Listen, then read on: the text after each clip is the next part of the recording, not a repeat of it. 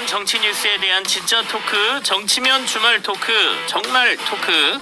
오늘은 정광재 국민의힘 대변인, 그리고 성치훈 더불어민주당 정책위 부의장, 이기인 개혁신당 최고위원, 이렇게 세 분과 함께 얘기 나누겠습니다. 어서 오십시오. 안녕하십니까. 반갑습니다. 예, 안녕하세요. 김영석 독립기념관장 인사 논란 얘기를 먼저 하겠습니다. 사상 초유의 따로 광복절 경축식, 정부 주관 기념식엔 국민의힘 개혁신당 대표가 참석을 했고요. 광복회와 독립운동단체들, 국회의장, 야당은 여기에 불참했습니다. 대신에 광복회 별도의 기념식을 열었고 야 6당이 여기에 참석을 했는데요. 사실은 정치 노선을 떠나서 그 어떤 날보다 하나 되는 모습을 좀 정치권이 보여줘야 되는 날이 광복절이라고 생각이 되는데, 기념식마저 이제 다른 장소에서 치러졌습니다. 각 당이 이런 결정을 내린 배경을 먼저 좀 듣고 싶습니다. 먼저 정광재 대변인부터 하시죠. 광복절 행사에 삼부 요인을 비롯해서 각 네. 정당 대표들이 참석하는 건 어떻게 보면 당연한 일이죠. 국경일, 국가의 경사스러운 네. 날입니다. 근데 지금 앵커께서 말씀하신 것처럼 그런 날일수록 하나된 모습을 보여줬으면 좋은데, 비록 이견이 있을지 몰라도 이 국가의 기념일을 경축하는 자리에 네. 어떤 협상용으로 어떻게 하면 참석 안 하고 어떻게 하면 참석하겠다라고 정략적으로 접근하는 것은 대단히 바람직하지 못한 모습이라고 생각하고요. 국민들 보시기에도 불편했을 거라고 생각이 듭니다. 뭐 이런 논란들이 있었다는 것은 뭐 국민들이 다 알고 계시잖아요. 논란이 있는 것은 있는 그대로 받아들이고 경축일 자체 행사에는 참석하는 것이 옳지 않았는가. 저는 지금도 그렇게 생각하고 있습니다. 성치훈 부의장은 어떻게 생각하십니까? 뭐 민주당이 먼저 불참하겠다고 밝힌 게 아니라 네. 사실 광복회장께서 이정찬 광복회장이 불참을 선언하셨고 따로 열겠다고 하셨기 때문에 우리는 그 이정찬 광복회장이 말씀하신 문제점에 대해서 똑같이 공감을 하고 있고요. 김영석 독립기념관장이 부적절한 인사다. 단순히 뭐 정쟁용으로 뭐 이 사람을 사퇴시켜야 우리가 참석하겠다 이런 것이 아니라 타협할 수 있는 여지가 없어요. 그러니까 역사라는 것은 김영석 독립기념관장처럼 무슨 뭐 뉴라이트 척사관도 괜찮다, 이것도 들어보자, 뭐 이렇게 타협할 수 있는 부분이 아니거든요. 그렇기 때문에 단순히 뭐 정부에서는 우리 건국절 안 할 건데 이거 하나로 지금 건국절 하나 마냐로 하고 있는 게 아니라 네. 이 인사가 부적절하다는 것을 계속해서 견지하고 있는 것이기 때문에 그래서 불참한 겁니다. 이기인 최고의 의견도 좀 들어보죠. 개혁신당은 사실 참석을 했는데 네. 당 지도부와 상의를 한 결정은 아니고 여원하 대표의 결정상 이렇게 참석을 했는데, 그렇다고 해서 이 윤석열 대통령이 보여준 광복절 기념식의 기념사를 동의한 것은 아닙니다. 이 여원하 대표의 개혁신당의 기조가 참석해서 비판을 하자는 기조였기 때문에 참석을 했던 것이고요. 저는 사실 야당이 불참한 것도 의미가 있다고 생각하는 게, 국회 본연의 기능이라는 것이 정부에 대한 견제와 비판, 감시와 감독인데 네. 꼭 그것이 국회에서만 이루어지는 것이 아니라 국민의 세금이 쓰이는 경축식 같은 곳에서도 이렇게 보이콧을 통해서 국민들에게 주는 메시지는 충분히 가능하다라고 저는 생각을 하고요. 사실 광복절 기념식에서 참석 불참석을 여당이 논하기 이전에 네네. 그것을 명분을 준 김영석 관장의 임명부터 사실 진단해야 된다고 생각을 합니다. 일제시대의 국적은 일본이라고 말하는 독립기념관장을 인선하고 동의한 정부의 광복절 기념식을 어떻게 참석을 합니까? 그리고 지금까지 정부가 보여줬던 그릇된 역사 인식들, 뭐 예를 들면 제3자 위안부 배상안이라든지 아니면 최근에 이제 논란이 되고 있는 사도광산 등재 문제라든지 네. 독립기념관장까지 누적된 결과라고 저는 생각을 합니다. 그러면 허은하 대표만 이제 참석을 했는데 이게 혼자 결정한 거라고 말씀하시지 않습니까? 그러면 이준석 의원이나 뭐 천하람 원내대표 뭐 이분들과는 약간 당내에서 이견이 있었던가요? 참석을 하냐 마냐고 논의를 하는 자리는 없었고요. 네네. 이거는 사실 그런 논의할 의제도 사실 아니고, 그리고 광복절 기념식 같은 경우에는 제가 알고 있기로는 대표에게 사실 초대가 갔을 거고 의원에게는 이제 자율적으로 참석을 하는 걸로 알고 있습니다. 그런 의미입니다. 자, 그러면 이 얘기도 좀 해보죠. 대통령실이 이제 언론들에서 양쪽으로 나뉘어서 행사를 하고 난 이후에 반쪽 행사라는 표현을 좀 쓰니까 이 반쪽 행사라는 표현은 잘못됐다. 그리고 광복회에서 정부의 건국절 추진 철회하라는 주장도 이건 억지 주장이다. 여기에 대해서 엄정 대응하겠다. 이렇게 얘기를 했거든요.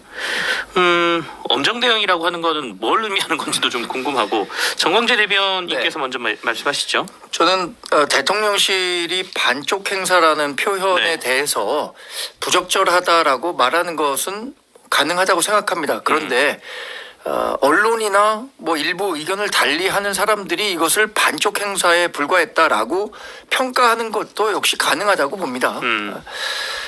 많은 분들이 참석해서 국가 경축 행사를 축하했으면 좋겠다는 생각은 변함이 없습니다. 그런데 정부가 지금 윤석열 대통령이 거듭거듭 얘기하는 것은 건국절 재정과 관련한 네. 얘기는 이번 정부에서 절대 추진하지 않는다라고 얘기를 하고 있는데 이 부분에 대한 진정성을 전혀 야당이나 우리 정부에 대해서 비판적 생각을 갖고 있는 사람들이 인정하려 하지 않고 일종의 허상이라고도 볼 수 있거든요. 네. 우리가 건국절을 추진하려고 하지 않는데 너희들 건국절 추진하려고 하는 것 같아. 그러니까 우리가 이런 행사나 뭐 참석할 수가 없어라고 얘기하는 것은 대통령의 진정성 또 그동안 보여온 우리 정부 현 정부도 네. 건국절과 관련해서 지금 전혀 추진하겠다는 생각이 없는 것으로 저도 알고 있고요. 국민의힘도 이런 생각이 없습니다. 그리고 이 건국절 논란이 국론 분열과 어떤 국가적 소모의 그 현상으로 이어질 수 있기 때문에 우려하고 있거든요. 만약에 정부가 무리하게 추진하려고 한다면 민심의 평가를 받겠죠. 근데 여기서 엄정 대응이라는 건 뭘 얘기하나요? 오늘 한 언론에서는 광복회에 대한 정부의 지원금으로 압박하는 거 아니냐 뭐 이런 류의 그 기사도 있던데요. 엄정 대응이라는 것이 이제 대통령실에서 어떤 권한을 갖고 네. 있기 때문에 엄정 대응할 수 있다라는 구체적인 사항에 대해서는 제가 모르기 때문에 특별히 말씀드릴 수 없겠습니다.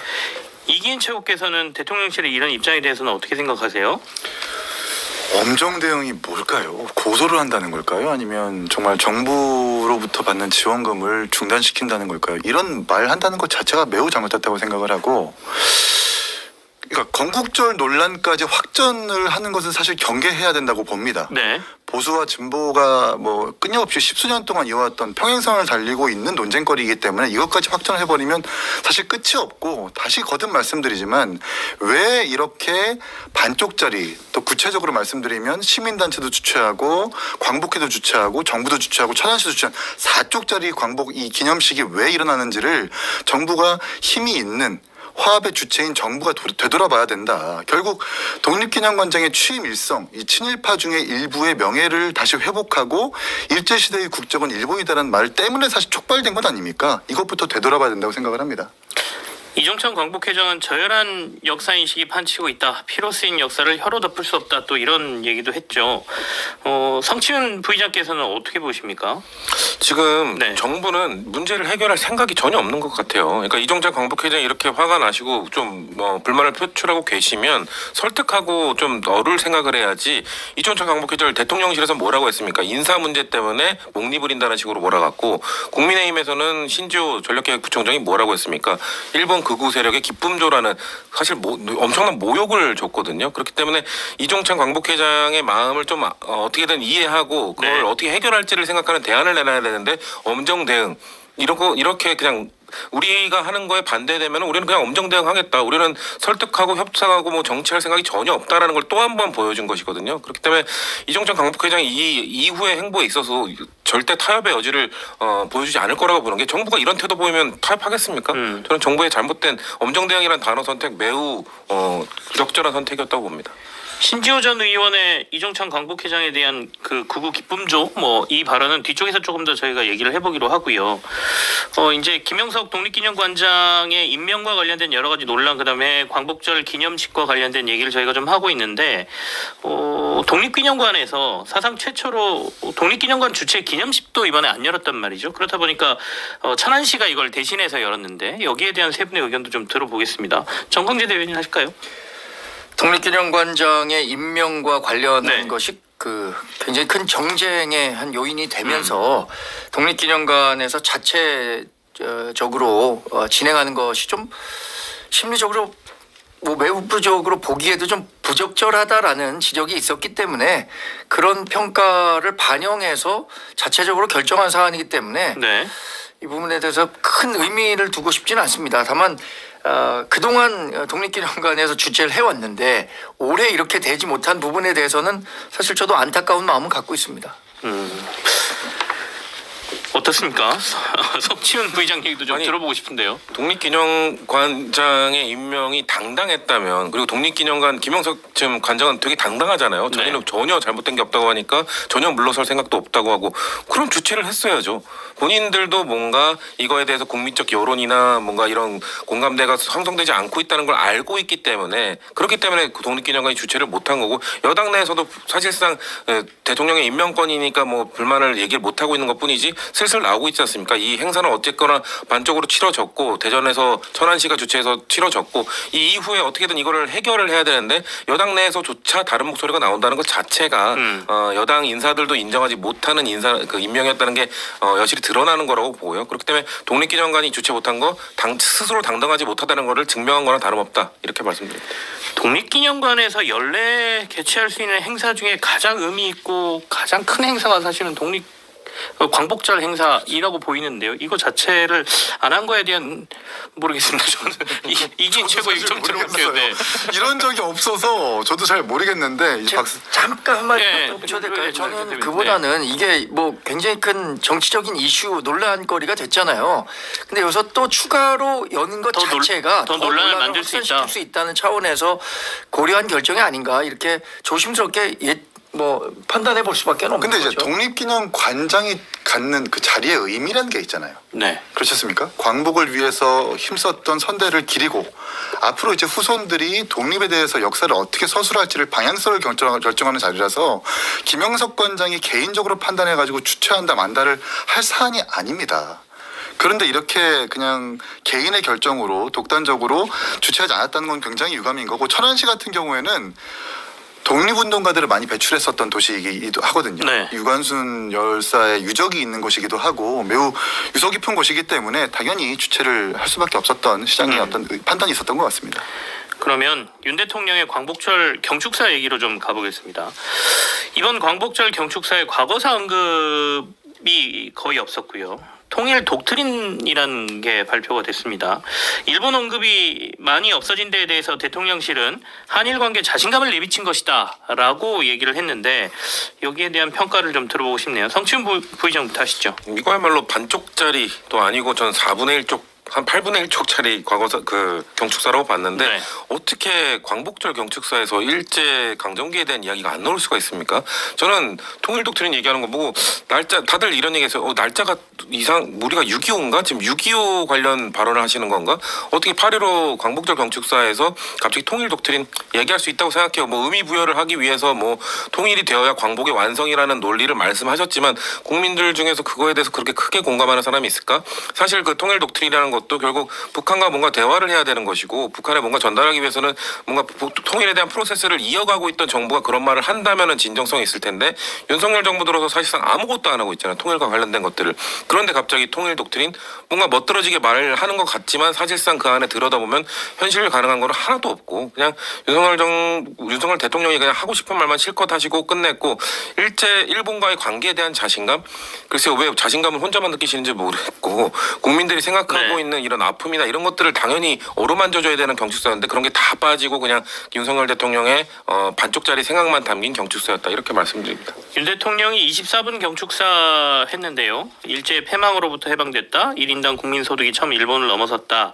뭐 이런 표현 등 한 3번 정도 일본을 언급한 내용이 있습니다. 그래서 사실 과거사 언급은 제가 앞서 이제 거의 없었다가 아니라 일절 없었다라고 평가들을 하고 있는 게 맞는 것 같습니다.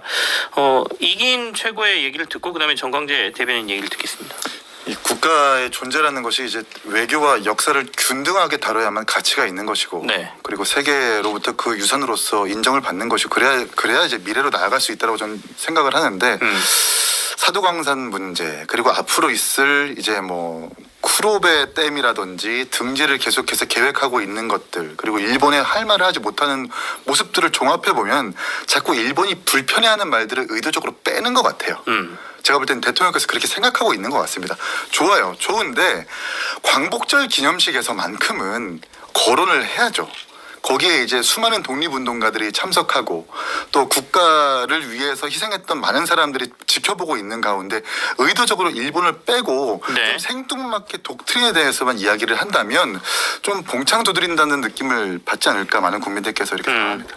외교적인 걸 위해서는 일부는 뭐 그럴 수 있겠지만 광복절이라는 특수성을 생각하면 과거사는 언급했어야 된다. 그러니까 이제 6.25 전쟁 기념식이 아니잖아요. 네. 성치훈 원장님 말씀하신 것처럼. 그리고 뭐 동족 상잔의 추념사를 하는 것도 아니고 사실 광복절 기념사라면 뭐 자극적인 말을 하라는 요구도 아니고 우린 그런 아픔이 있었고 그걸 딛고 일어나야 된다는 정도만 거론해도 괜찮은데 그것조차 없으니까 좀 안타까웠다. 이기인 최고가 말씀하신 부분에 대해서 정광재 대변인 어떻게 생각하십니까? 일부러 대통령께서 일본에 대한 언급을 좀 이렇게 빼시는 것 같다라고 얘기를 했거든요. 일본에 대한 언급을 뭐 상당 부분 줄인 것은 저도 그런 생각합니다. 윤석열 정부가 갖고 있는 네. 외교 통일 정책에 대한 기본 방침에 대해서 설명하는 과정에서 일본과 불편한 과거사에 대해서 그렇게 더 언제까지 얘기해야 되느냐라는 부분을 생각하고 있다는 판단도 할 수 있을 것 같아요. 네. 대통령의 국정 운영 기조가 반영됐다고 봅니다. 그러니까 과거보다는 미래로 가자라는 말씀과 함께 또 하나는 이런 얘기 하잖아요. 진정한 광복은 한반도의 자유민주 통일에 의해서 완성된다. 그 광복절의 의미를 새기는 과정에서 진정한 광복은 지금 굉장히 어려움을 겪고 있는 북한 네네. 주민에게 자유를 복원시켜주고 그를 바탕으로 북한 내의 변화 이런 것들을 유도하고 그것이 한반도 전체의 자유민주 통일 과정으로 연결될 때 광복이 된다라는 얘기를 한 거지. 일본 비중을 줄인 것은 뭐 그 현재 정부가 갖고 있는 네. 전반적인 국정 기조 가운데 하나라고 생각할 수도 있을 것 같습니다. 그러면 이 발언까지 좀 얘기해 보죠. 김태호 국가안보실 차장이 KBS 한 프로그램 뉴스라인에 출연을 해서 억지 사과를 일본에게 받아내는 게 진정한 거냐. 중요한 건 일본의 마음이다라고 얘기를 했는데 어떻습니까? 공감하십니까, 정광재 대변인? 일본이 과거사에 대해서 김대중 대통령 시절에도 그랬고 통렬한 반성을 하겠다고 한 것은 인정할 것은 인정해야죠. 그러나 사과를 받아야 하는 우리 국민 입장에선 여전히 그 사과가 진정성이 얼마나 담보된 것이냐 더 깊은 사과의 뜻이 있어야 하는 거 아니냐라는 얘기를 할 수는 있지만 네. 또 외교 당사자인 일본 입장에서는 언제까지 더 사과해야 하느냐라는 이야기를 할 수도 있을 것 같아요. 그런데 뭐 김태호 외교안보수석이 얘기한 것은 전에도 말씀드린 것처럼 네. 우리 정부가 갖고 있는 일본 정책에 대한 기본적인 인식이 바탕에 있다고 생각합니다. 그러니까 과거에 너무 매몰되기보다는 앞으로 더 나아가자. 그리고 문재인 전 정부 시절에 한일 관계가 어떤 정쟁적인 요소로 활용이 되면서 토착 외구라든가 친일 프레임 이것들이 강화되고 그것이 보수 정당이나 보수 정권에 대한 공격용으로 쓰고 있었는데 네네. 더 이상 그 과거를 정쟁의 영역으로 끌어들여서는 안 된다라는 의지도 함께 표현됐다고 생각합니다.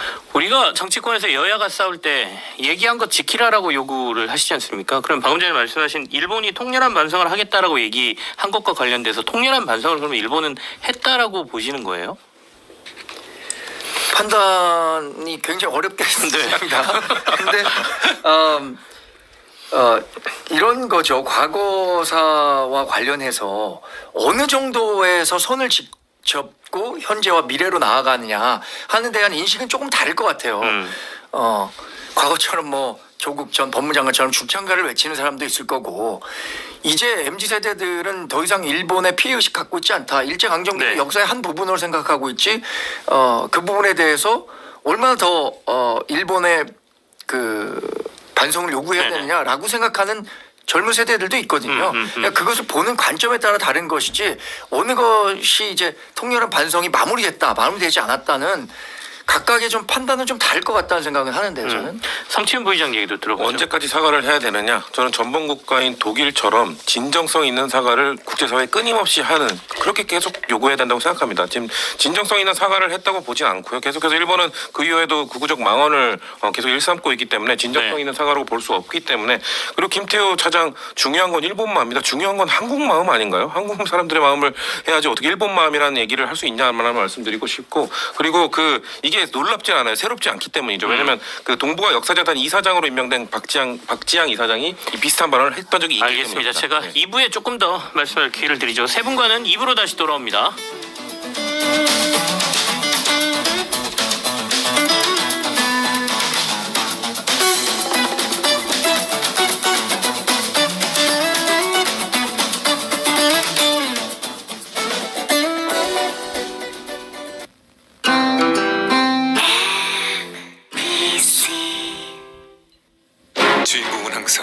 마지막에 등장하는 법. 빠르게 이동하는 판교 강남부터 6.2m 초광폭 거실, 4.2m 와이드 다이닝까지 태전지구의 프리미엄을 완성할 마지막 작품. 광주태전 경남 아너스빌 리미티드 8월 오픈 예정 1555-5404 SM 경남기업. 송파 최초 단 하나의 시니어 주택 시니어 특화 프로그램으로 매일을 건강하게. 편리한 강남생활권 중심 인프라를 가까이에 시니어의 품격을 높이는 실버 주택 위례 심포니아. 선착순 호실지정 계약 중 1644-6070 위례 심포니아 주식회사. 마침내 누리는 김포의 클라이맥스. 걸포 북변역 초역세권 북변공원 부문 숲세권 3058세대 대단지 스케일의 대규모 커뮤니티까지 김포의 장점을 넘은 퍼펙트 라이프. 한강 수자인 오브센트. 8월 오픈 예정 031-998-3058 주식회사 한양. 안녕하세요. 한유주입니다. 북수원 이목지구에서 서울과 더 가까이, 에듀타운 특화지구로 교육과 더 가까이, 총 2512세대 대단지 모두의 이목이 쏠리는 북수원 이목지구 디에트를 더 리체. 9월 중 오픈 예정 1688-4007 대방건설. 안녕하세요. 경찰입니다. 요새 신고가 계속 들어와서요. 신원 확인을 위해 신분증 좀 부탁드립니다. 아니, 저요? 왜요? 표준 FM 95.91에 계속 도둑이 된다고 해서요. 현재 상황으로는 손태진 씨가 가장 유력한 용의자입니다. 도둑이요? 네, 간장게장 이후로 오랜만에 밥도둑 신고네요. 빨리 신분증 좀 보여주세요. 꿈을 안고 왔단 나. MBC 표준 FM 주중 12시 20분, 주말 12시 10분 손태진의 트로트 라디오. 저 손태진이 매일 여러분의 밥도둑이 되겠습니다. 여러분의 고막 제가 훔쳐도 되죠? 쨍하고 했들 날 돌아온단다. 눈을 날 맞추고 지금 이 서로의 마음을 잊고 우리만의 새로운 꿈을 만들어 다른 세계 찾아 Cause I'm thinking about you lately 만나면 좋은 친구 아닌데 나는 내 곁에 좋은 친구인데. 지금 시각은 6시 30분입니다.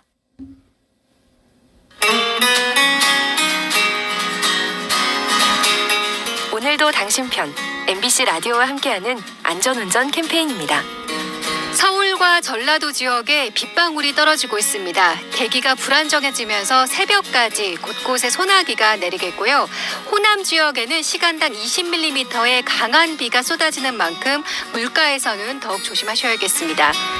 고속도로는 상행선의 정체가 많이 길어졌습니다. 영동고속도로 인천 쪽으로 면온과 횡성, 여주, 양지터널, 북수원과 군자분기점 이렇게 구간 지체되고 있고요. 서울 양양선은 서울 방향으로 서양향에서 인제터널, 설악에서 화도, 덕소산패에서 강일 구간 속도를 못 내고 있습니다. 천안노상고속도로는 천안 쪽으로 밀립니다. 정안휴게소에서 남풍새까지 12km 구간 밀립니다. 최수연입니다. 오늘도 당신 편 MBC 라디오와 함께하는 안전운전 캠페인이었습니다.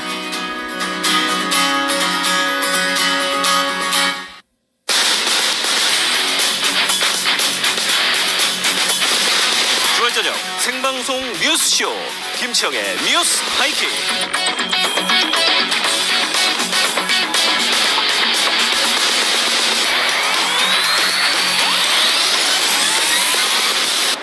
김치영의 뉴스 하이킥.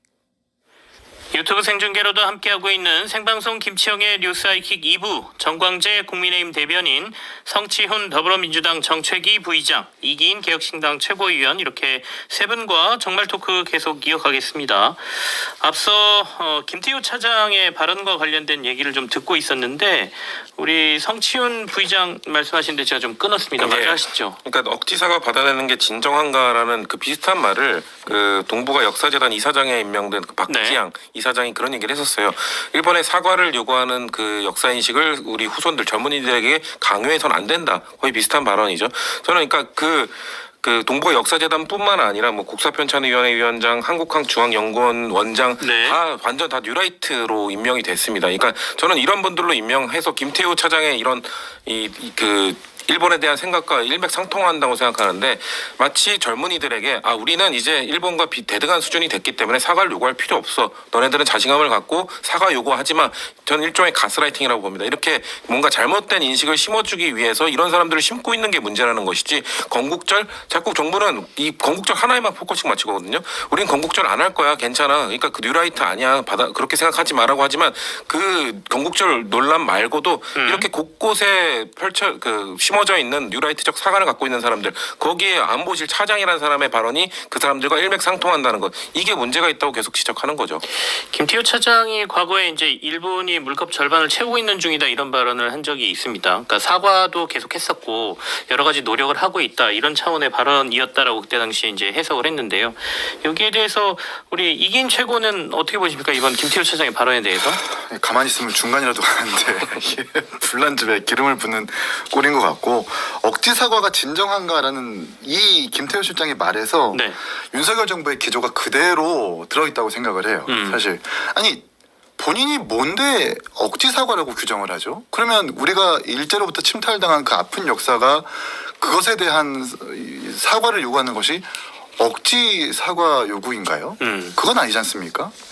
그렇다고 또 일본의 마음까지 표현을 하는데 일본의 마음 계속 신경 쓰다가 사도광산 등재하고 징용의 강제성도 인정받지 못하고 또 위안부 할머니들 동의하지도 않는 배상안 그렇게 계속 시간 끌다가 돌아가시고 뭐 이렇게 계속 일본 정치의 마음만 해야 되는 것 같아가지고 매우 좀 유감이고 또 심지어 김태효 실장이 어떤 얘기를 했냐면 MZ세대는 일본에 대해서 자신감을 가졌으면 좋겠다라고 인터뷰를 했는데 네.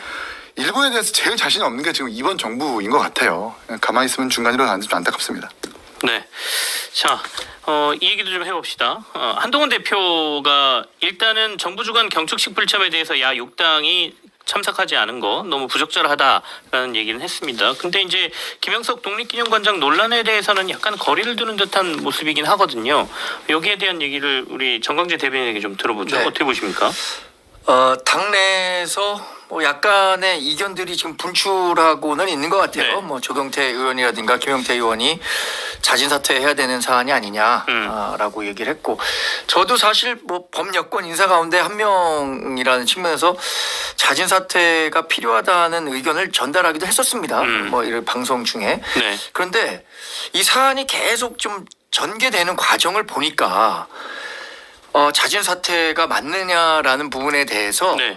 반대 의견을 가진 우리 당원과 민심도 많다는 사실을 목도하게 되는 거예요. 과거에 예를 들어서 김경수 전 지사의 복권에 대해서는 당원 게시판에서 10,000건 넘게 김경수 전 지사에 대한 복권이 왜 필요하냐 당심이 굉장히 분노했어요. 근데 이 논란과 관련해서는 일본과의 관계에 대해서 우리 당이 갖고 있는 기본적인 생각과 왜 여러 가지 모든 것들을 네네. 고려할 때 이게 꼭 자진 사퇴가 필요한가라는 의견을 주시는 분도 있지만 그렇지 않은 분도 있거든요. 그러니까 한동훈 대표로서는 당 대표라는 자리는 한 사람 한 사람의 의견을 그냥 전달하는 게 아니라 그걸 종합적으로 평가해서 우리 당이 갖고 있는 스탠스를 정해야 하는 위치잖아요. 아직 그런 부분들을 조금 더 깊게 들여다보고 있는 것은 아닌가 이렇게 생각해 봅니다. 그러니까 여러 의견들이 있을 수 있지만 그것을 하나의 이것이 당심이고 민심이다라는 뜻을 대통령실이나 뭐 인사권자에게 전달할 수 있는 정도의 사안이냐라는 데 대해서는 아직 딱 명확한 판단이 서지는 않은 것 같습니다. 예. 대통령실에서는 대통령 인사권에 도전하는 거다. 김영석 사퇴 요구에 대해서 이렇게 얘기하지 않습니까? 그렇다는 거는 대통령실 쪽에서 이 인사에 대해서 번복하거나 뭐 이럴 가능성은 없다라는 얘기로 들리고 그럼 당심도 지금 명확하게 자진 사퇴 요구를 해야 된다라는 당심도 없다라는 얘기인데 그러면 이 사태가 계속 이어지는 거지 않습니까? 어떻게 해결해야 되죠? 글쎄 이제 민심이 뭐 다음 네. 주로 가면서 어떤 방향을 가리키는지가 관건이 되겠죠. 그런데 그 인사권자가 인사를 한번 한 후에 뭐 여론이든 어떤 것이든 밀려서 이것을 철회하거나 번복하는 것은 상당히 어려운 일이죠. 대통령의 지금 얘기하는 것처럼 인사권을 부정하고 네네. 인사권에 도전하는 모습으로 비춰질 수 있기 때문에 그래서 목소리를 좀 내는 분들도 이런 경우에는 자진 사퇴가 답이다라고 얘기하는 거지 대통령이 임명을 철회해야 된다라는 목소리까지는 아직 안 나오고 있는 것 같아요. 좀 시간을 지나 보면서 국민의힘 내부의 당심을 좀 파악해봐야 된다라는 말씀으로 좀 이해가 되는데 이 얘기까지 섞어서 두 분께는 질문을 좀 드리겠습니다. 국민의힘에서는 이종찬 광복회장에 대해서 조금 공격성 발언들이 나오고 있습니다. 철진한 이념 이런 것들에 대한 뭐 자리에 집착한 노욕이다 이런 말도 나왔고요. 한동훈 대표의 측근이자 전략기획 부총장인 신지호 전 의원 이번에 이제 원조 뉴라이트다라고 불리는 분이시기도 하죠. 이종찬 광복회장은 일본 극우 기쁨조라는 표현도 해서 논란이 좀 되니까 여기에 대해 SNS에 사과를 또 하기도 했습니다. 여기에 대한 의견까지 같이 좀 듣겠습니다. 성치훈 부의장이 하시죠. 일단 그 신지원의 발언 아까 제가 말씀드린 부분이 있고 저는 한동훈 대표가 지금 매우 곤란할 거라고 봅니다. 지금 그럼 독립기념관장 인사 괜찮은 인사냐에 대해서는 답변을 잘 안 해요. 그러니까 경축식 행사에 불참한 것, 야당이 불참한 건 부적절하다. 한동훈 대표가 약간 본인이 부적절하다고 생각하는 거에 대해 잘 발언 안 할 때 다른 얘기하거든요. 그러니까 이진숙 방통위원장의 임명 적절성에 대해서도 잘 얘기 안 하고 뭔가 그때도 그렇다고 하루 만에 탄핵하는 것 이거 말이 되냐 이런 식으로 비껴가서 얘기하거든요. 그러니까 한동훈 대표는 뭔가 지금 상당히 곤란할 거라고 봅니다. 본인이 생각해도 국민 눈높이 지금 뭐 당심이나 이런 것들이 지금 이 독립기념관장에 대해서 어떻게 생각하는지 아직 알 수 없다라고 하셨지만 저는 명백할 거라고 봅니다. 이 부적절한 인사라는 의견이 더 클 거라고 보기 때문에 그렇게 나왔을 때 그럼 또 한동훈 대표가 또 이거에 대해서 국민 눈높이에 맞춰서 반대를 해야 되거든요. 그럼 매우 곤란한 상황이 오지 않겠습니까? 지금 사실 그 김경수 전 지사의 사면복권 그 이슈에서 상당히 지금 친윤 세력과 다투는 모습을 보여줬기 때문에 본인도 부담스럽거든요. 그렇기 때문에 뭔가 계속돼서 반대되는 목소리를 내기는 부담스러우나 윤석열 대통령이 지금 반대되는 얘기를 할 수밖에 없는 입장을 가질 수밖에 없는 인사를 계속 던지고 있잖아요. 그렇기 때문에 이거는 제가 봤을 때 그 아까 정광재 대변인도 말씀하셨지만 애돌로 표현하신 거로 봐요. 자진 사퇴하는 것이 사실상 자진 사퇴할 때 임명권자와 상의하지 않고 자진 사퇴하는 사람은 없습니다. 그렇기 때문에 대통령이 사실상 자진 사퇴를 얘기해 줄 때 자진 사퇴할 수 있는 것이기 때문에 저는 그런 과정을 통해 자진 사퇴를 모양새를 갖는 것이 그나마 가장 바람직한 방향일 거라고 봅니다. 출구와 관련된 말씀을 해주신 거예요. 이긴 최고의 말씀도 좀 들어보죠. 지금 가장 답답해하는 사람은 한동훈 대표일 거예요. 제가 만약에 한동훈 대표로 빙의를 해보자면 엄청난 딜레마에 빠져 있다고 생각을 할 겁니다. 이 김영석 관장의 논란을 옹호하자니 야당이 프레임에서 매우 부담스러운 여론전을 해야 할 것이고 비판을 옹호하자니 그렇다고 해서 친일이라는 인식을 불편해하는 보수 지지층을 이제 옹호해야 되는 달래야 되는 그 딜레마가 있기 때문에 매우 지금 난처한 상황이라서 지금 애매한 입장을 유지하고 있는 것 같고 저는 적어도 정부가 윤석열 대통령과 한동훈 대표가 입장 발표 정도는 해줬으면 좋겠어요. 뭐냐면 일제시대의 국적은 일본이다. 이거는 그냥 논쟁의 여지도 없이 잘못된 사고거든요. 그 당시에 일본 국적법에 따르면 조선인은 해당이 안 됐다라는 것 아닙니까? 그 일본도 조선인들을 해당하지 않는다고 하는데 우리가 뭔데 일본 국적에 우리 국민들을 일본 국적화로 만드는 겁니까? 이것에 대해서 최소 잘못된 인식이라고 공감을 한다면 정부와 한동훈 대표가 최소한의 입장 발표는 해줘야 그래도 뭐 사퇴까지는 아니더라도 좀 진화가 될 것이라고 생각을 합니다. 정광재 대변인께는 아까 신지호 전 의원 발언과 관련된 부분을 좀 여쭤보고 싶은데요. 이게 정제되거나 준비된 발언은 아니었고 자신도 이 발언 이후에 부적절한 표현이라고 했기 때문에 SNS에서 사과 말씀을 드린 것으로 알고 있기 때문에 이 부분에 대해서는 뭐 신지호 조직부총장이 전략기획부총장이 충분히 자신의 의사를 표명했다고 생각하고요. 그리고 이종찬 광복회장에 대해서 우리 정당이 비판적 목소리를 내고 있는 것은 이종찬 광복회장에 대해서 대통령실이나 한동훈 대표나 굉장히 예우하고 광복절 행사에 꼭 좀 참석해 주실 것을 요청드렸고 이견이 있다면 그 이견도 광복절 그 경축 행사에서 말씀하시는 게 좋겠다라고 말씀을 드렸는데 그럼에도 불구하고 일종의 좀 아집으로 비춰질 수 있는 모습이 연출된 것에 대해서 좀 불편한 마음을 표출한 게 아닌가 이렇게 생각합니다. 알겠습니다. 최상병 특허법 얘기로 가보죠. 민주당에서 한동훈 대표가 제시한 제3자 특허법을 받겠다고 공식 선언을 했습니다. 성치훈 부의장 먼저 현 시점에서 민주당이 이렇게 결정한 배경부터 좀 말씀해 주실까요? 뭐 일단 들어와 이런 겁니다. 그러니까 뭐 자꾸 한동훈 대표가 7월 23일 날 취임했는데 네. 다음 주면 벌써 이제 한 달이 다 돼가거든요. 근데 뭔가 발의의 제스처를 안 취하고 있잖아요. 그렇기 때문에 국민의힘 인사들이 계속해서 뭐라고 했냐면 민주당은 제3자 특검법을 발의해도 받지 않을 것이다.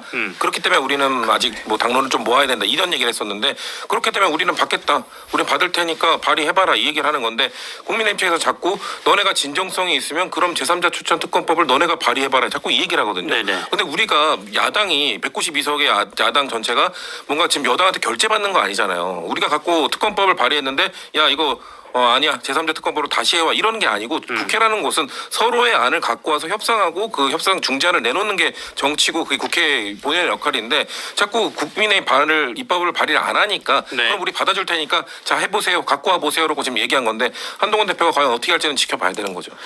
이재명 전 대표는 3자 특검 약간 반대 입장 아니에요? 반대하고 있죠. 그러니까 근데 지금 박찬대 원내대표가 이재명 전 대표와의 네. 소통 없이 독단적으로 얘기했을 거라고 보진 않아요. 분명 소통을 했고 그 정도의 그래도 한번 던져보자. 한번 갖고 오는지 갖고 와보자. 왜냐면은 갖고 온 다음에 네. 그 안에서 협상을 하는 과정에서 또 우리의 주장을 더할 수 있는 거기 때문에 일단 가져와 보라는 겁니다. 대체 테이블 위에 안도 안 갖고 오고 얘기를 하고 있으니까 받아줄 테니 한번 갖고 와봐. 이 정도의 얘기는 분명히 전 이재명 대표와 소통을 하고 한 발언으로 보고 있습니다. 개혁신당도 이 한동훈 대표가 이제 3자 특검법 제안한 것과 관련돼서 민주당이 받으면 적극 찬성해서 같이 하시죠. 저희는 애초부터 이 천하람 아니라고 해가지고 네. 제3자 추천안을 발의를 했으니까요. 그건 뭐 여지가 없고요. 저는 좀 고무적이라고 생각을 합니다. 네. 왜냐하면 지금까지 야당에서 민주당에서 좀 입장이 정리되지 않은 지점이 있었죠.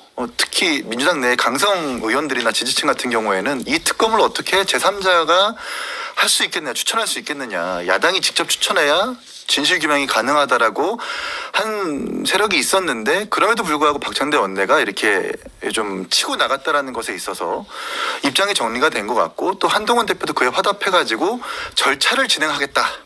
라고 한 것은 이제는 누가 추천하는지에 대한 그 주체는 합의가 된 것 같아요. 다만 뇌관은 있습니다. 여기서 단서를 달았잖아요. 제보 공작까지 포함시키겠다. 그러니까요. 예, 그렇게 되면은 이제 양쪽 진영이 서로 받을 수 없는 조건들을 마구 넣어가지고 지금 특검안을 좀 내려고 하는 것 같은데 네네. 애초부터 이게 되게 의미가 없는 게 박근혜 대통령 때의 특검안도 마찬가지겠지만 모든 피의 사실과 의혹들을 전부 다 조항으로 넣는 건 아니거든요. 그냥 무엇 수사 외압 등만 넣어도 모든 의혹의 수사가 가능한데 네. 지금 양당이 정치적 어떤 정략적 이득을 취하기 위해서 정치 공세 삼아 넣는 조항 때문에 이것이 정말 추천안을 누가 추천할지는 합의가 됐지만 그 이외의 조건들이 합의가 될지는 사실 미지수입니다. 그러니까 이제 정강재 대변인께는 이렇게 물어야 네. 되겠죠. 한동훈 대표가 이제 방금 전에 말씀하신 것처럼 제보 공작 의혹 포함한 의견 반영해서 절차를 진행한다라고 얘기했으니까 여기서 말하는 절차라는 게 뭘 의미하는지가 궁금해요. 절차라는 것은 그 한동훈 대표가 누차 얘기했던 것처럼 자신이 당 대표이기는 하지만 당론으로 결정하는 과정에서는 의원총회의 의결이 필요하니까 네네. 그 의원총회의 의결까지 가는 과정 그러니까 설득 작업들에 본격적으로 들어가겠다는 거죠. 사실 이번 주까지가 정치 측면에서 본다면 좀 휴직이죠.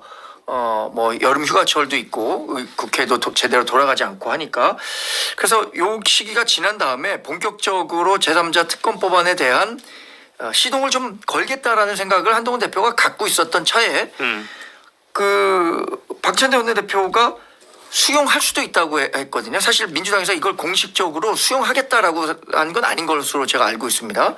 그러면 민주당이 진짜로 진정성 있게 이것을 우리가 제3자 특검법안을 내놨을 네. 때 수용하려고 하는 건지에 대한 확인도 좀 필요할 것 같고요.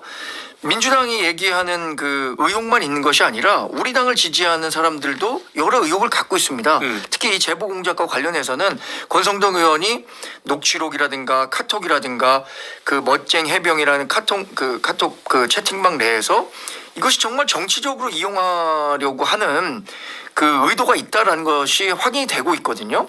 전 민주당이 이 부분 받지 못할 이유가 없다고 생각해요. 네네. 왜냐하면 제보 해갖고 특정 언론사랑 얘기한 거 자신들이 진실이라고 생각했기 때문에 제보했었던 거 아닙니까?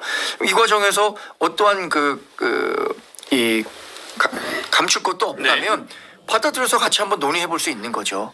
아까 이기인 최고가 뭐 정치적인 사실은 거에 불과하다라는 거 아니에요? 뒤에다 등자 붙여가지고 하면 어차피 조사 다 할 거다라는 의견에 대해서는 어떻게 생각하세요? 제가 이 특검에 주도적으로 참여했던 분, 네네. 여기서 이제 한동훈 대표나 아니면 윤석열 대통령 이런 분이 아닙니다. 과거에 특검에 참여했던 분께 직접 들은 얘기를 한번 말씀드리면, 제가 특검을 해보니까 정말 이 특검의 방향이 어디로 튈지 잘 모르겠더라라는 이야기를 하더라고요. 네. 지금 얘기하신 것과 일맥상통할 수도 있지만, 그렇기 때문에 이 수사 범위를 좀 명확하게 제한할 필요가 있다고 생각해요. 이게 수사를 직접 해보니까 칼이 어디로 춤을 추게 될지 모르겠더라 알겠습니다. 이런 얘기를 하시더라고요. 그러면 내부에서 이른바 친윤이 특검 자체를 강력하게 반발할 가능성도 있지 않습니까? 왜냐하면 지금 이 최상병 특검을 내부에서는 정치적인 공세다, 이게 결국엔 대통령 탄핵으로 가는 네. 전 단계라고 보기 때문에 돌파가 가능하겠습니까? 협의가 된다면? 한동훈 대표의 진정성은 저는 네. 당연히 있다고 생각하고요. 당내 설득 작업이 있어야 된다고 생각하고, 민주당이 어떤 식으로 나오는지가 한동훈 대표에게는 중요한 변수가 될 것 같아요. 민주당이 정말로 제3자 특검 법안에 대해서 대승적으로 수용하고 이 제보 공작과 관련해서도 포함시키자라는 안에 긍정적인 화답을 한다면, 한동훈 대표도 당내에서 당내 의원들을 설득하는데 굉장한 설득력을 가질 수 있겠죠. 그런데 민주당이 그렇지 않은 상황이라면 어려운 길을 가겠죠. 이제 김기현 변호사의 멋진 해병 단체 대화방 제보, 이걸 이제 제보 공작이라고들 얘기하고 여기에 대한 것도 포함돼야 된다라는 게 한동훈 대표의 얘기죠. 여기에 대한 민주당하고 개혁신당의 입장을 좀 들어보고 싶은데요. 민주당은 지금 뭐 당론이 정해지진 네. 않았는데요. 저는 못 받을 거 없다고 생각합니다. 아까 정광재 대변인이 말씀하신 것처럼 떳떳하면 받아라는 거잖아요. 그러니까 저희가 최상병 특검법 얘기할 때 계속해서 얘기했던 게 떳떳하면 받아라였잖아요. 저희도 떳떳하니 받겠다는 거예요. 그러니까 김기현 변호사도 지금 개인 SNS에 뭐라고 올렸냐면 받자고 올렸어요. 그러니까 본인은 떳떳하다, 내놓을 거 다 내놓을 수 있다라고 지금 입장을 밝혔기 때문에 우리가 못 낼 건 전혀 없다. 그리고 뭐 아마 수사 범위는 저는 그냥 이종호 전 블랙펄 인베스트 대표 네. 관련된 수사를 한다로만 하면은 김건희 여사와 관련된 것이든 뭐 제보 공작과 관련된 것이든 다 할 수 있다고 생각합니다. 그러니까 범위는 그 정도로 분명히 타협할 수 있는 지점이 있다고 생각을 하고, 저는 한동훈 대표가 절차에 돌입하겠다 자꾸 얘기를 하잖아요. 그러니까 당에서 막히면 안 하겠다는 건지, 당에서 친윤 설득 못하면 안 하겠다는 건지, 그거를 빨리 진행하고 갖고 와보라는 거예요. 그러니까 뭔가 당내 민주주의 계속 얘기하는데, 제가 한동훈 대표한테 계속 얘기하는 거는, 그럼 의회 민주주의는 당내 민주주의에서 소수의 의견이기 때문에 다수가 반대하기 때문에 못했다라고 얘기할 거면, 아니 의회 민주주의에서 다수가 계속 하자는 거는 왜 계속 응답을 안 하는 겁니까? 그렇기 때문에 그런 차원에서 한동훈 대표가 정말 자신이 있으면, 본인이 지금 리더십이 흔들릴 수 있다는 판단 때문에 괜히 이거 추진했다가 당내에서 막힐까봐 못하는 거라고 보는데, 저는 이거 제보 공작이 들어갔든 무슨 단어가 들어갔든 국민의힘 일단 갖고 와보라는 겁니다. 이제 이 제보 공작 외에도 이걸 받아들이면 또 여당이 다른 조건을 달거나 단서를 뚫을 가능성도 있지 않습니까? 근데 그야말로 만약에 혓바닥이 길어지는 건데 계속해서 뭐 또 범위 어떻게 하자 무슨 뭐 자꾸 그런 식으로 하면은 국민들이 볼 때 이거 안 받겠다는 거구나, 이제 한동훈 대표가 전당대회에서 거짓말한 거구나라고 인식하실 거예요. 아직까지는 그렇게 뭐 믿지는 않겠지만 제보 공작까지 받는다고 했는데 또 갑자기 그럼 이것도 받아주십시오, 갑자기 이렇게 얘기하면은 이 진정성을 믿을 수 있겠습니까? 그러면 오케이, 뭐 다 늘 거 다 넣어가지고 국민의 만을 만들 수 있는지 한번 해보시라는 겁니다. 그걸 테이블 안으로 갖고 오라는 거죠. 이기인 최고 말씀도 좀 들어보죠. 네. 옆에서 웃고 계셔서. 아니, 어차피 이제 이런저런 조건 다 갖고 와도 법사위에서 병합 심사할 거기 때문에 이제 어떻게 조율할지는 좀 지켜봐야 될 일이고, 네. 김규현 변호사는 이 녹취록을 좀 보니까 정상적이라고 생각지는 않아요. 그래서 이 부분들까지 오히려 좀 자신감 있게 이 조건으로 내건 것 같은데, 그러니까 한동훈 대표 입장에서 안 받을 거라는 생각으로 이제 이 제보 공작을 띄웠는데, 네. 어제 김규현 변호사가 무슨 소리냐, 특검 받겠다라고 해버리는 바람에 한동훈 대표가 좀 당혹스러울 것 같다. 어쨌든 야당에 불리한 사안도 여당에 불리한 사안도 민주당이나 국민의힘 각각 불리한 사안들도 전부 다 넣어서 실체적인 규명이 이제 돼야 된다라고 생각을 합니다. 정광진 대변인. 저는 민주당이 마치 선생님처럼 밀린 숙제 안 해온 학생들 대하듯 다음 주 금요일까지 해와라, 10일 내에 해와라, 이렇게 얘기하는 것은 옳지 않다고 봐요. 우리 정말 열심히 준비하고 있는데, 열심히 준비하려고 하는 그 과정에 대한 이해는 전혀 없이 10일 내에 하지 않으면 그거 진정성 없는 거야, 이렇게 네. 재단하는 것은 올바른 태도는 아니라고 생각하는데요. 아니, 학생이 네네. 언제까지 제출하겠다고 얘기를 하면은 그걸 들어줄 텐데 얘기를 안 하니까. 근데 학생이 안 네. 합니다. 다들 학생이 아니니까요. 그래도 다만 예, 아니 뭐 각 당의 의견이 있겠지만 저는 국민으로서의 의견을 드리면 최상방 사건이 난 지가 벌써 1년이 넘었잖아요. 맞습니다. 그러니까 빨리 해결해야 된다라는 건 맞는 것 같습니다. 그래서 다들 머리를 좀 맞대서 빨리 그 아까 다 포함하든 뭐하든 빨리 시작했으면 좋겠다는 말씀을 좀 드려보죠. 자, 민주당 전당대회 얘기 좀 하겠습니다. 오늘 마지막 순회 경선 서울 이재명 후보가 92%대 지지율이 나오면서 압승을 했습니다. 누적 투표율이 89.9%입니다. 사실상 연임이 확정된 거라고 봐야 되겠죠. 근데 이제 정봉주 후보가 어떻게 됐느냐, 그러니까 논란인데 정봉주 후보가 서울 경선에서는 6위로 밀렸습니다. 그러면서 누적 투표는 2위에서 3위로 밀려난 상황인데 내일까지 이제 최종 투표를 좀 봐야 되는데 의미를 조금 각각 얘기를 좀 들어보죠. 먼저 밖에 계신 두 분한테 의미를 듣고 마지막에 듣겠습니다. 정광진 대표님. 제가 정봉주 최고위원 후보를 영화로 치면 이렇게 얘기했어요. 범죄도시 3에서 마동석보다 더 두각을 나타낸 장이수 같은 배우다. 네네. 그러니까 이번 그 민주당 전당대회는 사실 그 대관식이죠. 이재명 대표 이제 곧 대표가 될 거니까. 근데 그 과정에서 정봉주 최고위원이 이른바 뭐 명파리 논란도 있고요. 네. 또 이재명 대표가 김민석 후보에 대해서 왜 이렇게 지지율이 안 나오는 거예요. 힘을 실어주면서 김민석 대표가 갑자기 1위로 올라서는 이런 종합적인 과정이 지금 민주당의 현 주소를 그대로 보여주고 있다. 그리고 정봉주 같은 후보도 네. 이재명 대표와 조금이라도 대립각을 세우면 언제든지 최고위원 후보에서 탈락할 수 있다라는 아주 경계심을 보여주는 대목이 아닌가 생각합니다. 저는 뭐 5위 안에는 들어서 최고위원은 될 수 있을 것 같습니다만. 네. 자, 틈새 토크에서 나머지 얘기를 좀 나눠야 되겠습니다. 여기서 1, 2분 마무리를 짓고요. 잠시 후에 유튜브 틈새 토크에서 또 얘기 나누겠습니다. 현명한 선택. 자조금 다들 납부하셨죠? 단 거 신경 쓸 거 없지 홍보까지 해주지. 즐거운 인생. 농사져서 돈 벌려만 남았네. 자조금으로 걱정은 나누고 행복은 더하세요.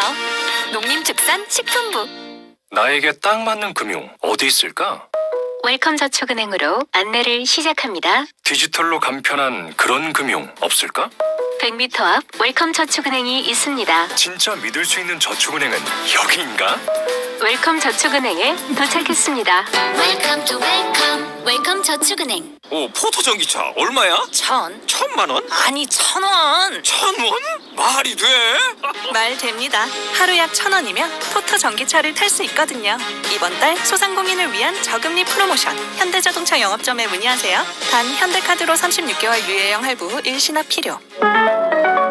압도적 보수인하 총보수 연 0.0099%. 코덱스 미국 S&P 500TR. 이것은 코덱스의 도전이자 미국 ETF 투자의 새로운 기회. 삼성자산운용 코덱스. 합성 총보수 연 0.0798% 및 거래 수수료 발생 가능. 자산 가격 변동에 따른 원금 손실 시 투자자 귀속. 투자 설명서 필독. 이효리의 삶은 어떤 거냐고요? 방문 정비부터 내차 상태 진단, 멤버십 혜택까지 다 되는 마이카를 탄다. 내 삶이 달린다. 대한민국 넘버원 롯데렌터카 마이카. 참, 업무용차 상용차는 롯데렌터카 비즈카. 23년 2분기 한국렌터카 사업조합연합회 등록대수 기준. 여러분, 집을 살 때 이것저것 꼼꼼히 따져보는 만큼 땅을 살 때도 신중해야 한다는 것 아시나요? 입지만큼 중요한 토양의 질과 오염 여부, 오염 부지의 정화 책임이 소유주에게 돌아갈 수 있는 만큼 이제 토양 환경 평가 제도를 이용해 미리 확인해 보세요. 토양 오염에 대한 경제적, 법적 피해를 막아주고 정화 비용 등의 책임을 명확히 하며 법적 분쟁을 사전에 예방할 수 있는 토양 환경 평가 제도. 이제 부동산 거래 전에 꼭 기억하세요. 이 캠페인은 환경부와 한국환경공단이 함께합니다. 유튜브 생중계로도 함께하고 있는 생방송 김치영의 뉴스아이킥. 오늘 3부는 국제정치 얘기하고요. 4부는 경제 얘기, 증시 얘기 좀 전문가와 하겠습니다. 잠시 후 틈새 토크도 유튜브로 많이 들어주십시오. 3부로 뵙죠.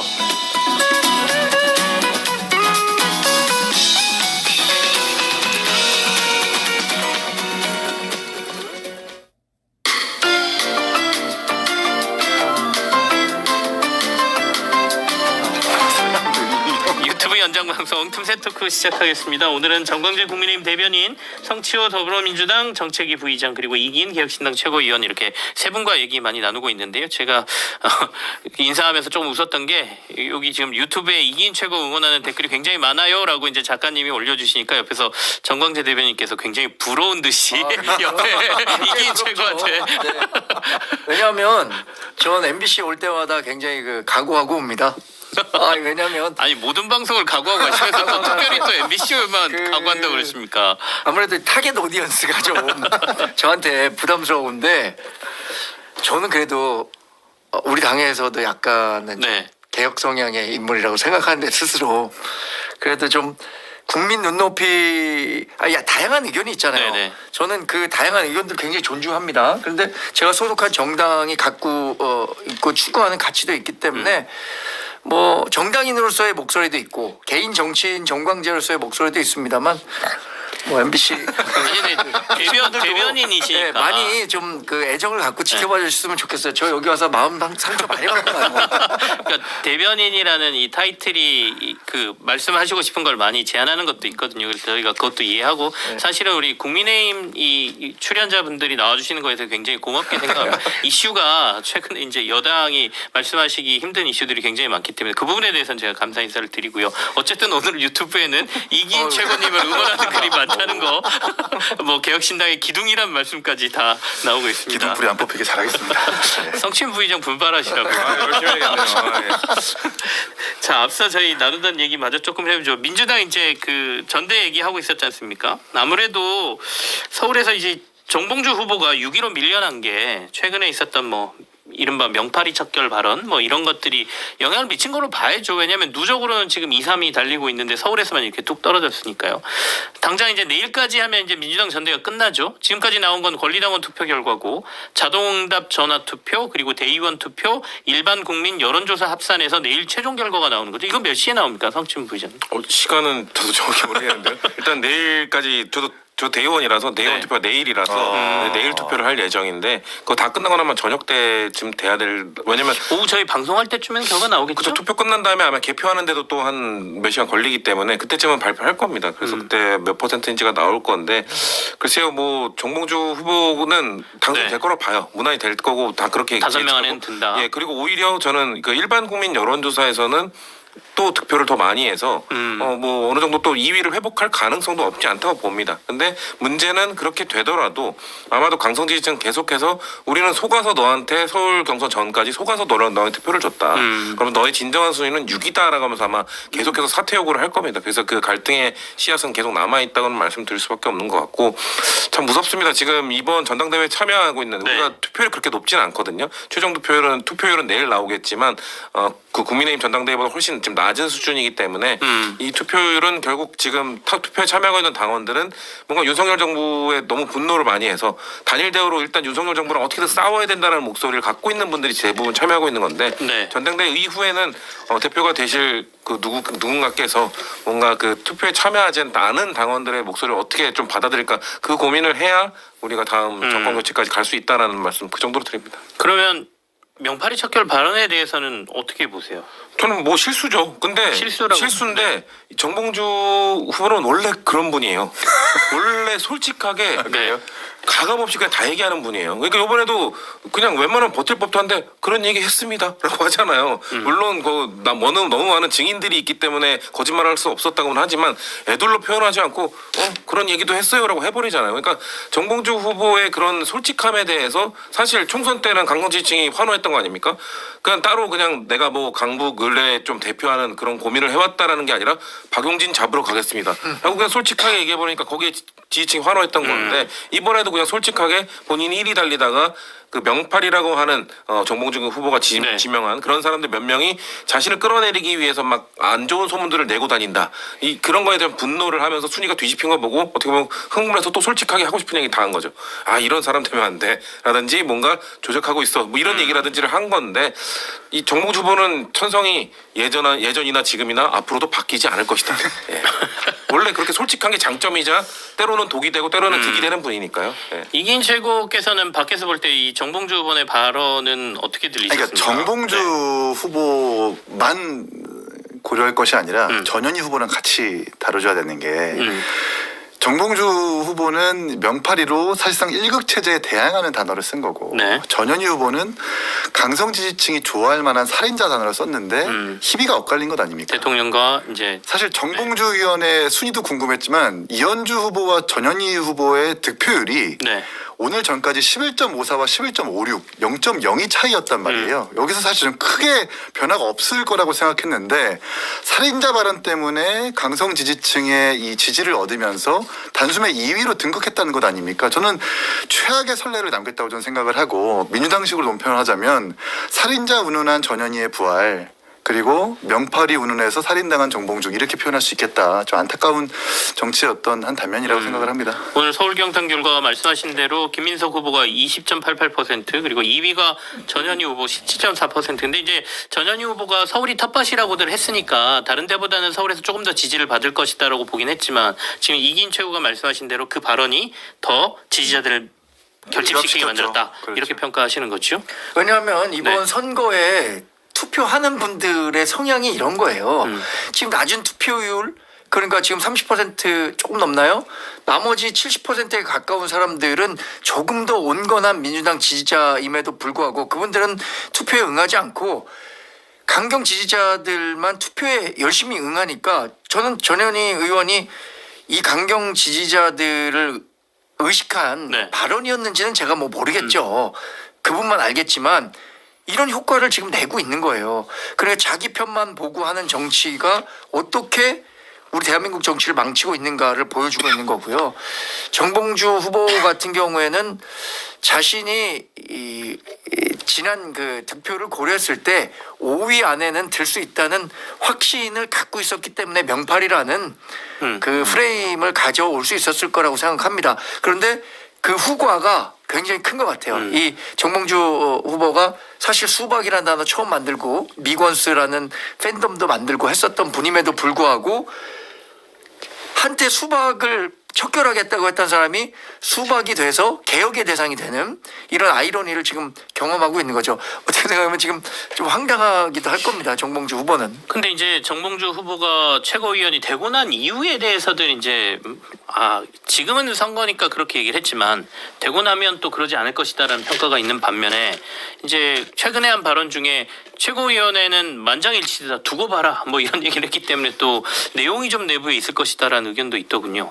여기에 대한 얘기 좀 들어보죠. 근데 대부분의 당내 사람들은 네. 정봉주 후보가 최고 지도부에 입성하면 아마 이재명 대표의 발에 맞출 것이다. 발걸음을 맞출 것이다.